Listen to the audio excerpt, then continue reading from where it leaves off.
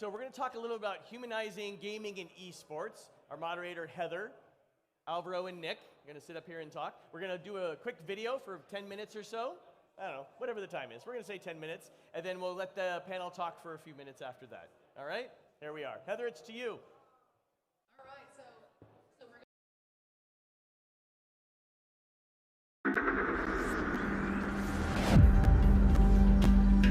It definitely spoke to me like no other video game had before, at a time in my life when I really needed a video game to take me by the hand.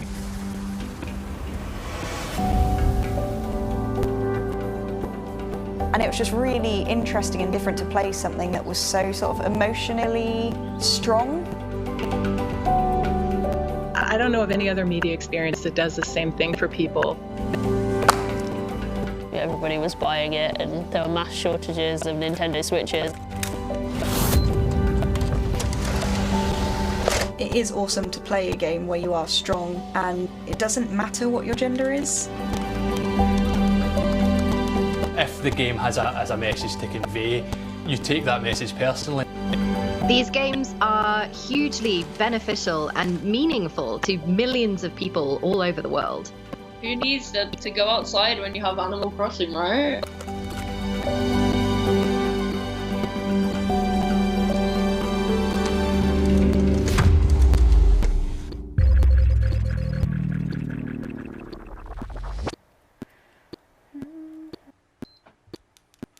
Okay. So do you want me just to like go for it? Just go for it, yeah. Just go for it as I would normally. Takes a while to load on my little old PS4.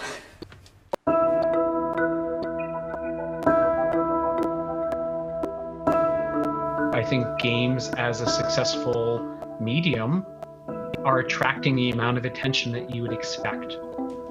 It's whether or not that attention actually serves the public good. There's a lot of innuendo in the mainstream media about what video games can do to us in a negative way. There is this idea that video games can harm us by making us violent or making us addicted. There's also a social stigma about playing video games, and it's not seen as a very productive or very skilled pastime. There's people who play video games and find a sense of connection, of recognition, and maybe even closure sometimes. The really amazing thing about games is they have all the power of traditional media, but they also put the player into an active situation. You're making choices about what to do next, and you feel the same kind of feelings you do when you accomplish something in the real world. And they create these really complex and interesting social worlds for players that allow them to evoke basically all the range of human emotion in a designerly fashion.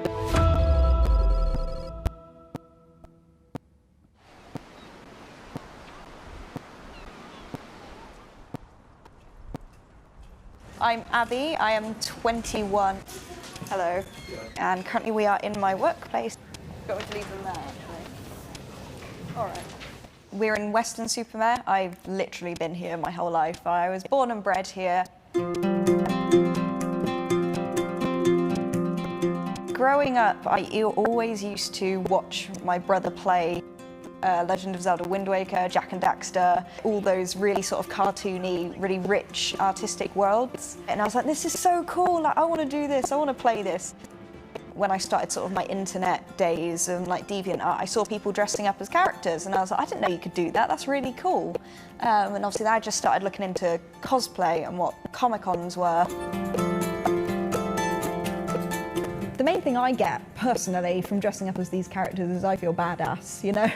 I'm dressed up as these post-apocalyptic characters, all these like epic heroes. You feel like you matter, like more than just doing my daily life. You get to be a character for a day, and that's really cool.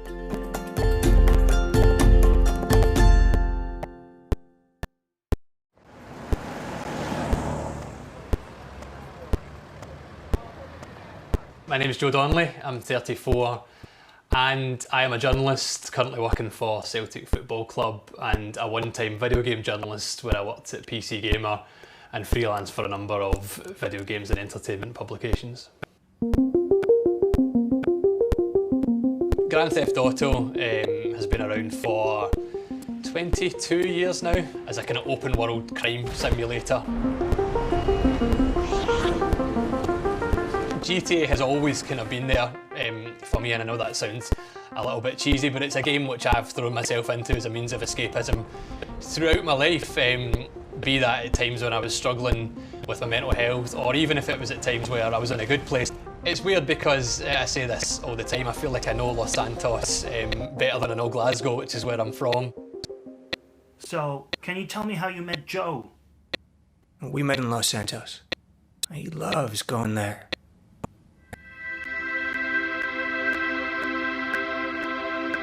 Los Santos is the biggest game in the series, the kind of pseudo-interpretation of Los Angeles, and it mirrors real life in such a way that it's a nice place to escape to.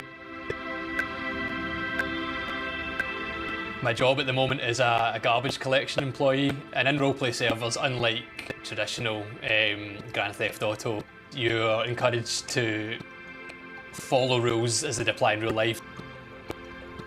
It's a completely different community.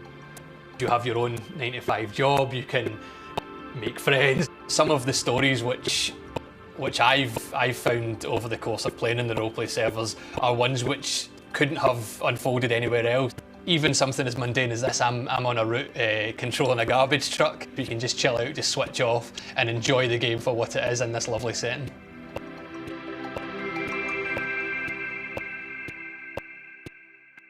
There you go. Thanks for playing me again. Get another. Oh, okay. So yeah, my grandparents just dropped me off at my new university accommodation at Selwyn College, Cambridge, and I'm going to be starting in a couple of days my master's in Egyptology.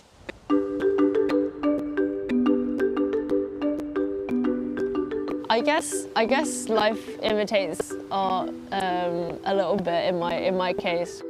So she's moving to a new town and I'm moving to a new island. Yeah, so you start off, you just get to this island and there are two fellow animals, fellow campers with you. And apart from that, it's then your job to get the island up to scratch and to unlock things like a museum, a shop, a tailor's. I think when I was young, I liked Animal Crossing, and I think this time it's kind of, you've got that childhood nostalgia, but at the same time there is a sense of escapism. You're on an island, meeting these virtual animals, meeting up with your friends, when in reality you're probably, sat at home in your house. It was just a nice game to kind of detox after, work or after being stressed about the next update of coronavirus, and then you can just sit on Animal Crossing and just relax.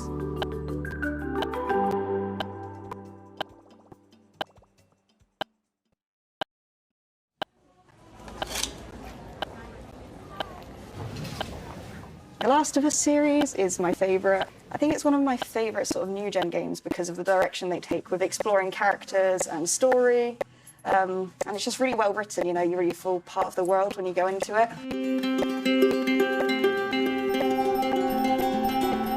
So the second game was announced, years ago. As soon as they announced it, I was like, I've pre-ordered it, I will play it as soon as it comes out. So my first impressions were just like, this is stunning. What do you think of this view, huh? Yeah, this route has its perks. And then pretty early on, there's a lot of heavy emotional stuff. So from quite early on, I was like, oh, this is the tone this is going to be taking. Joel, get up. Joel, fucking get up. Please stop.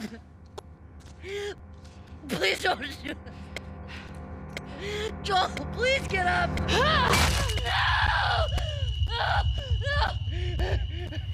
So the plot of The Last of Us Part 2 is essentially following two characters' journeys. One of them is Ellie, and it's her revenge against the other character, Abby, for killing Joel.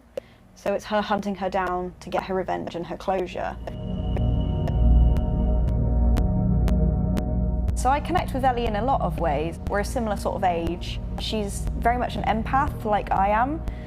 So she will take other people's problems and other people's feelings and kind of make them her own because she's never fully learnt how to deal with her own emotions. She can't sit down and sort of look at herself, and she doesn't know how to handle grief, and the only way she knows how is to go out and get revenge.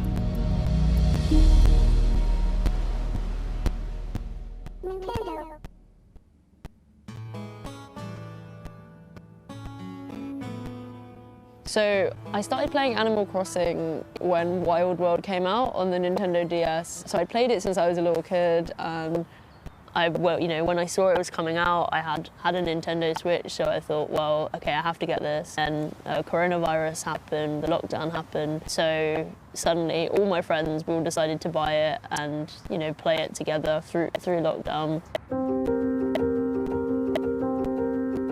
Good evening. The coronavirus is the biggest threat this country has faced for decades, and this country is not alone. All over the world, we're seeing the devastating impact of this invisible killer. Animal Crossing is one of those sort of games which helps you feel like you have control because you've got your island and you can manage what's going on there, when we're currently in a world where we don't have much control over what's going on. From this evening, I must give the British people a very simple instruction. You must stay at home. I had quite a universal experience of lockdown, I would say. There is the feeling of isolation. At times it's quite hard to maybe keep a routine, when you're working from home. So Animal Crossing definitely in a weird way, it kind of helped with my routine a little bit. In the morning I'd do the tasks you can only really do in the morning, like looking for certain bugs or fish. At lunch I'd sort of maybe buy some stuff in the shop, or do the sort of typical Animal Crossing admin tasks like weeding or selling your fruit. People were diving into that and doing their sort of daily chores that you do in a game like that, and it was giving them that sort of structure. It also had a social element, they could play Animal Crossing with their friends, but it also gave them almost a sense of achievement. You get to check things off your list, you get to get things done. I guess maybe if you're putting chores on a tropical deserted island, they instantly become more fun.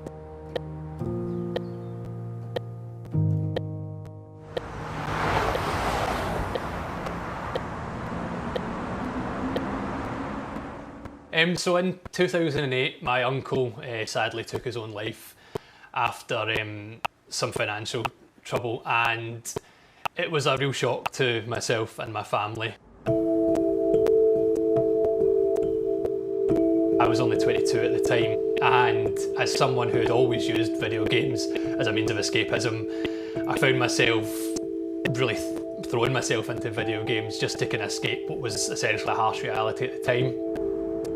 I then kind of spiraled in my own mental health, probably without completely realising. I eventually sought professional help, was diagnosed with depression and anxiety disorder.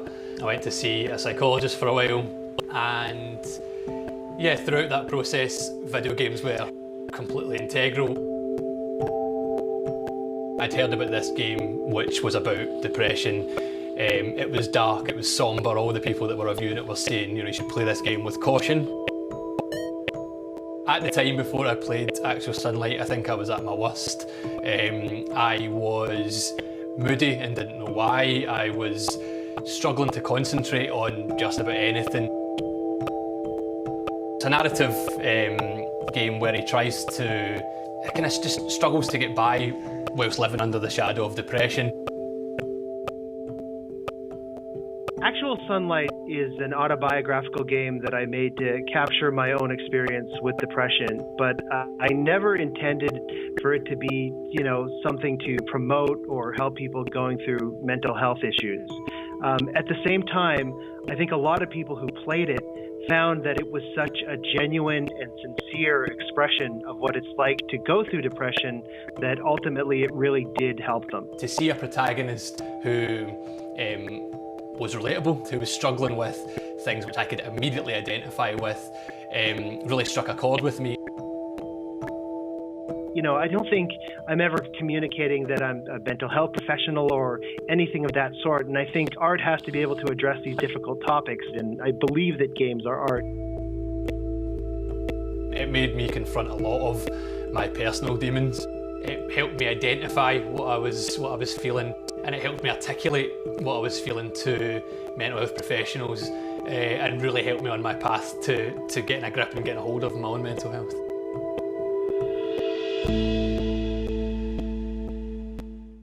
Hello, everyone. This basically started with me playing video games during the pandemic, during the start of COVID, a little bit more than I would have liked to accept.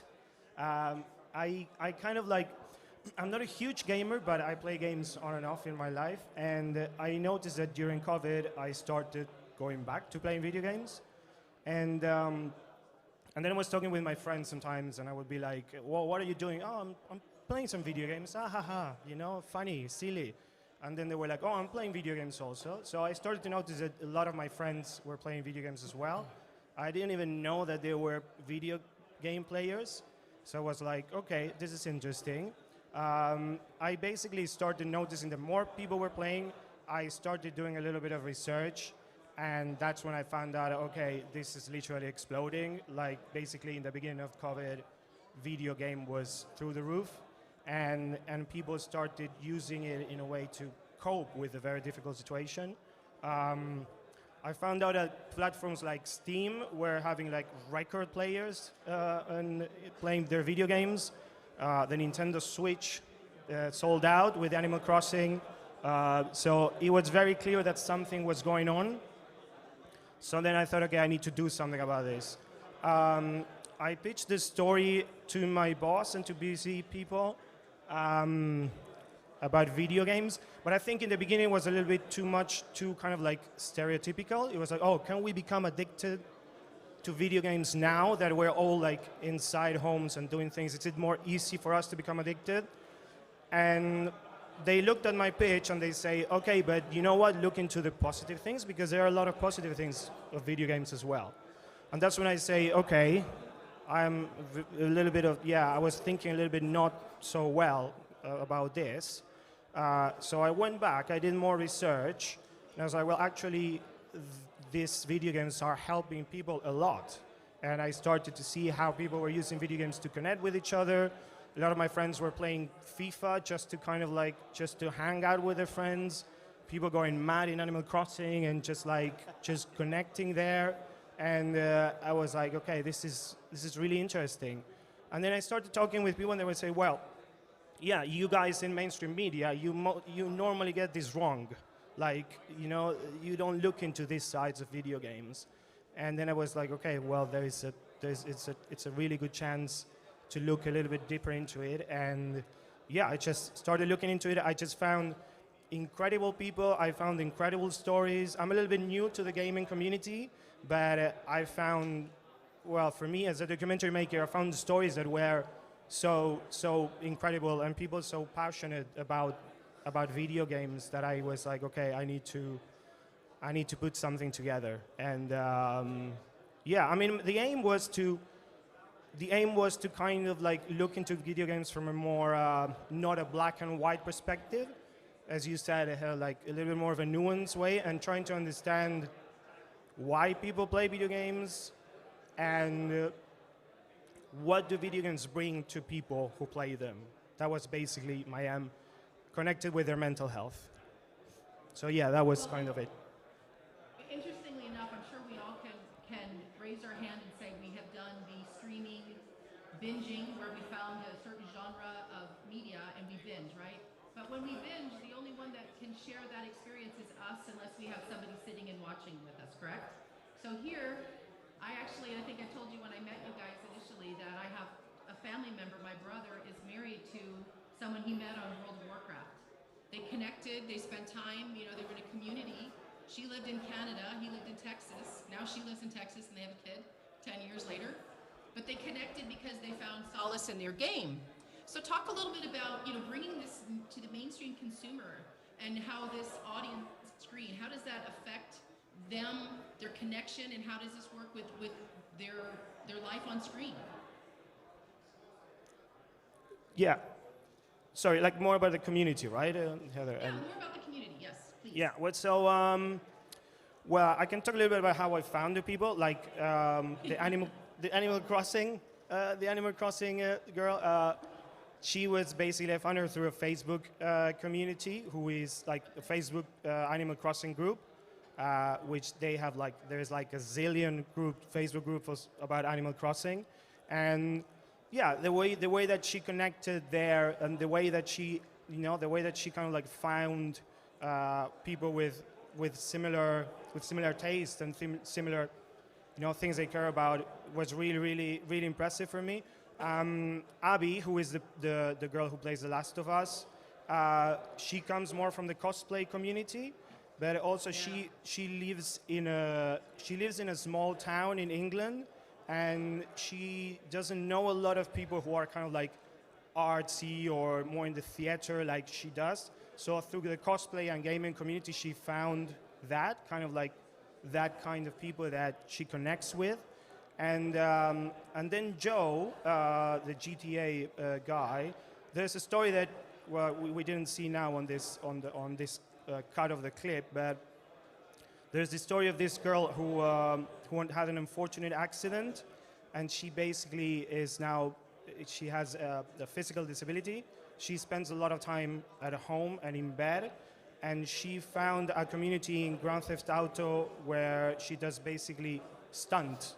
She does stunts like, she flies in GTA and kind of like jumps, and she has become one of the most respected like stunt makers in the GTA community. So I think it's about how sometimes people also use these video games in a way that helps them go through stuff, and how people use these games, maybe the creators didn't think about it, but people use these games as sandboxes, and they basically make their own stories behind those sandboxes. And for me, that's just fascinating. That reminds me of the movie Avatar, the guy in his wheelchair, right? He comes to life. Exactly. Avatar. He lives this different life. So that's, I can easily see that. And again, it can be looked sometimes as negative as somebody's creating their own world. It's, mom's basement. But a person is a person inside. And whatever's going on in their head, however they can find solace and escapism and friends, a community, this is a beautiful way to do that. And guess what? You're not hurting anybody. You're not stealing anything. You're not doing anything that's going to harm another individual. You're just giving yourself a great space to be in. So it's awesome that you discovered this. Let's talk a little bit about Gen Z. So how do we find this and communicate with this young group? Because I guess most of the folks that you're dealing with are in this younger age group. Talk about them a little bit. What did you discover while you were making these interviews and doing your outreach? Nick, do you want to? Yeah, I mean, hello everyone. Hello, Nick. Hi there. I think one thing that really enticed us to this is kind of, as you mentioned, Heather, is this the kind of correlation between that mental well-being piece and that kind of the connections, these kind of little hidden stories that are behind each of the characters. I mean, I think as someone that's quite new to the gaming space, I think I probably had more negative connotations of the way this worked, and especially someone of my age group as well, of what gaming could potentially be. And I think when I saw this and saw how much this kind of, kind of like the story you just mentioned, where people are finding communities online, people are making life-changing decisions based on these kind of friendships and loyalties that come through gaming. That was something that really enticed us. So when a good friend of mine, Emma, introduced us to Alvaro and the team, I think it was that, just speaking purely from my kind of age range, that was what resonated with me, and that was something that we were really keen to get involved in. It was that kind of community and that kind of personal connection with the characters as well. Did you find it kind of interesting too that the age group isn't just limited to one, right? You might find some really young people that have found a certain connection, and then you look at yourself and say, you have a job, you have an ongoing thing, but maybe that escapism still works for you too, because maybe your job is stressful and you want to just break away and do something that has just an upside, right? The communication alone makes you happy, where work is stressing you out, and you got deadlines and people to please, and here you're just running around and becoming a character. Yeah, it's exactly that, and I think it's also like, I think it just going back to the mental well-being part of this, which because I think it's quite important, I think it has helped massively to show that you're not the only person going through these things as well. It allows you to have that conversation, which I think is quite, especially over the last 18 months, you kind of need more of that than ever, and that's why I think this this documentary helps to highlight that point. And let's learn a little bit about the avatars. They're also beautiful, creative. So take us down that journey a little bit. Yeah, I think you see them a couple of times in the clip that we played at the beginning. But if you watch the full documentary, which you shared, this was just a really cool treatment that Alvaro came up with, which was how can we've kind of got these individual stories that we're nipping through, and then we're kind of interspersing it with gameplay. I don't know, the creatives among you will have noticed the kind of mirrored shots of Joe walking through the street, and then we're mirroring this with a Grand Theft Auto shot, or same with The Last of Us, and mirroring those kind of scenes. One of the ideas that Alvaro had was we could actually make a real avatar and have them be kind of interviewed. So we spent a long time, we went back and forward on kind of making a GTA version of Joe, and then making a kind of The Last of Us for Alyssa as well, and then Animal Crossing. I mean, it was quite funny, to be fair. We played around with about 19 different types of glasses and 16 different haircuts on these avatars, but I think it adds something. I think it helps to really draw the parallels between the game and the person and the story. So it was quite a fun creative process. For me, it was, I wish we could have done more of it, but yeah, we had like the time we had, but like, for me, the idea was like, what would an avatar say about their player? I thought that was really interesting, and kind of like, I always like kind of like changing their perspectives in terms of storytelling. So I was like, okay, what if there were avatars who actually, you know, thought about the players as friends, you know, or as like, you know, why are they doing this, or why are they making me do this?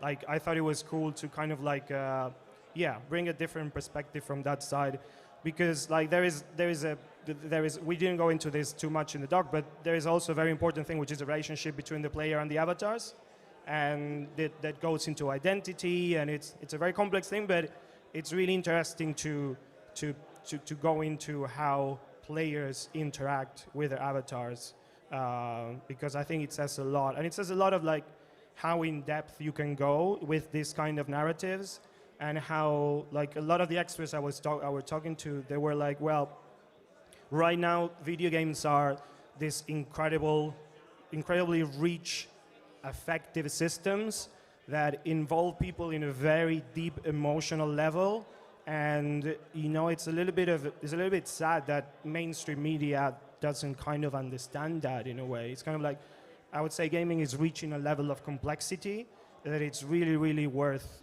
looking into, I would say, from the mental health or from any other perspective, kind of. Did you guys, either one of you, see Free Guy? I want to see it. Yeah, I really want to see that. It is so good. Did you see it, Nick? No, I didn't. I really want to. It's literally one of my top 10 favorite movies of all time, and you really are addressing the arc of the movie, and it's addressing the characters and then the avatar. It is an absolute brilliant. You guys are going to love it because it just is exactly what you're talking about, and they've made the avatar so lovely and funny and real, and it's a brilliant movie for that. That's really cool. I have to definitely on the check list. It's the weekend plan, sort of. I left and I was so happy. I'm like, I love this movie. I had no idea what it was about. I just knew there was a gaming aspect to it, but I wanted to shield myself from any prejudice, right? And I just came and sat down as a new customer, and I'm thinking, this is so much fun. And it really does draw to what you're talking about, Alvaro, is how interacted the person on the outside is to the gamer on the inside, and to the avatar, and what their job is inside that game, and you know, what kind of fun they have. I think it's quite funny. Like, I think the avatars are quite humorous. It's almost like you kind of have a spin-off of just, it's like the angel and the devil, isn't it? And this, what's the avatar going to say? There's almost like a relationship between those guys. I think there's something quite funny. Maybe we should do that next time. Yeah. Are you guys plan on doing anything else or furthering with this documentary? What's next for the two of you? I am pitching gaming stories to everybody I know. So that's what I'm doing. I'm trying to get more gaming things done. I'm pushing for it. I think that we're still in a place where mainstream media is not yet there, I think, understanding this world and how rich it can be and how amazing stories you can find here. But I think it will get there. So I'm just trying to push for that.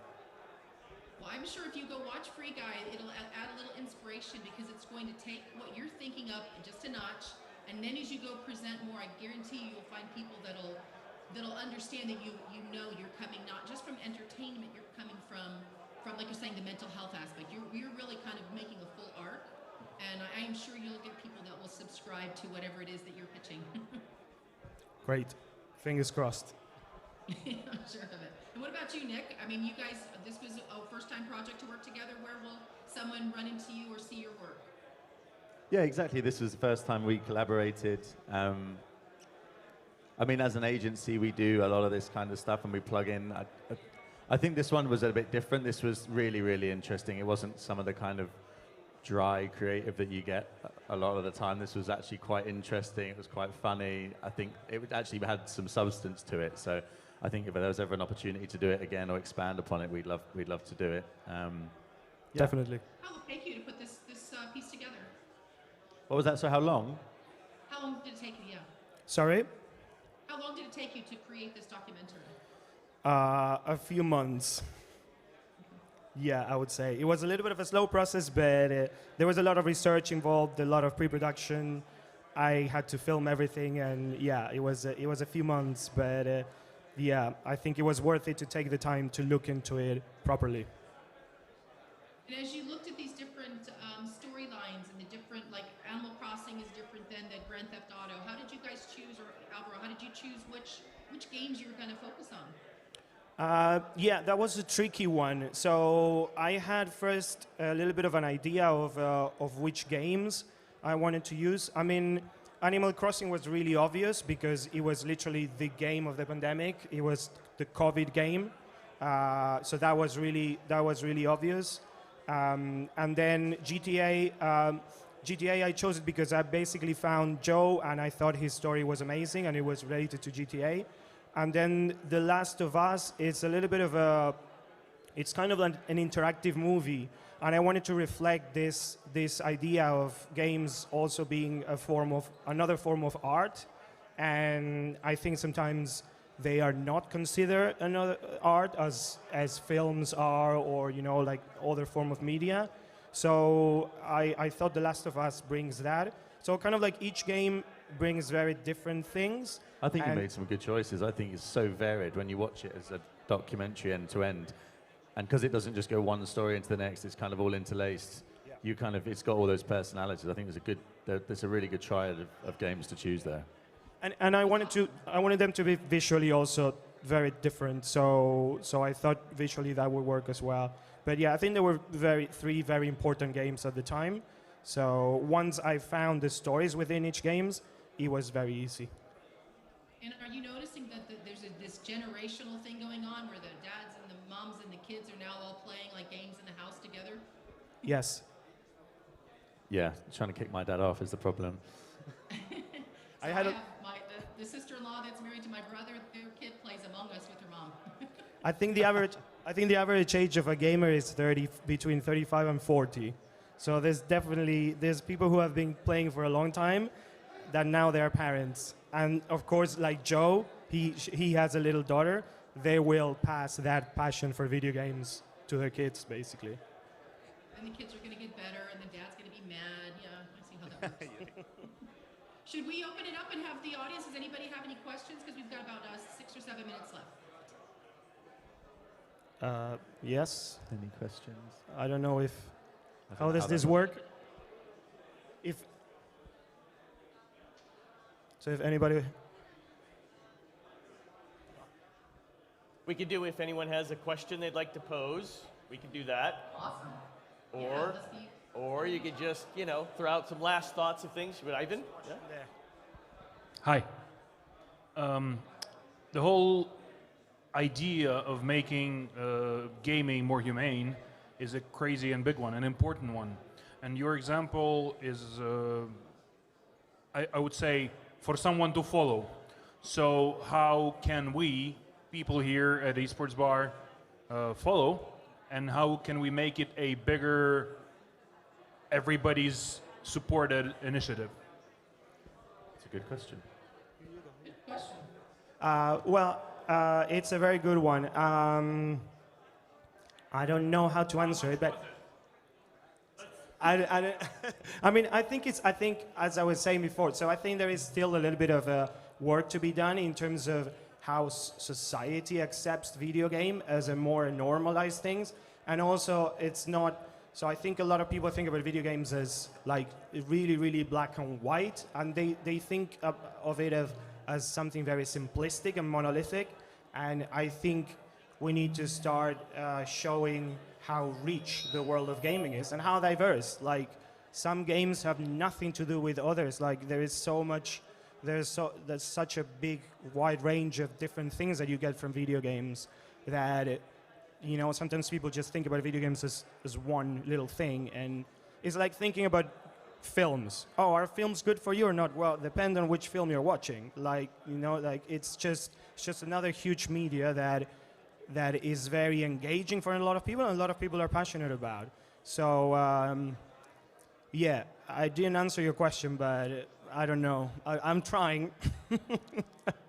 Okay. He needs to talk again. Yeah, no problem. 5 seconds. How can we promote your video? How can we make more videos of this kind? How much money was it? Can we create a fund where I can invest in so it will be more movies like this? Get this man on the stage. I will. Literally next session is mine. You should definitely share the documentary. Definitely share the documentary. And maybe we should make another one. I don't know. You can share it, but unfortunately right now it's only available in the UK because it's on the iPlayer that belongs to the BBC. But I'm trying to find a way to make it a little bit more wide, so you can share it. So, yeah, just share it. Share it, I'll send it to you. We got to go. Thank you, guys. Thank you very much. Thank you.